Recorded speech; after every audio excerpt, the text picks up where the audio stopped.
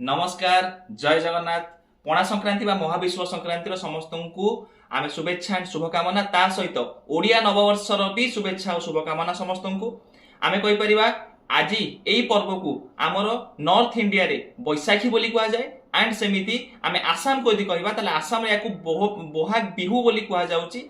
And तुम मान question रहा जे वेस्ट बेंगल ले या कौ नाम नामित करा जायछि। एंड सेमि जदि कहबा आमर जो फार्मर मान साइकेल जो अच्छी सेटा भी आमर स्टार्ट होउची आजि ठारू। एंड सेमिति आम देखि परिबा जदि ताहाले ये तमर गोटे बहुत ही बढ़िया मास जो मेष राशि रे प्रथम दिन भी ये कही परिबा।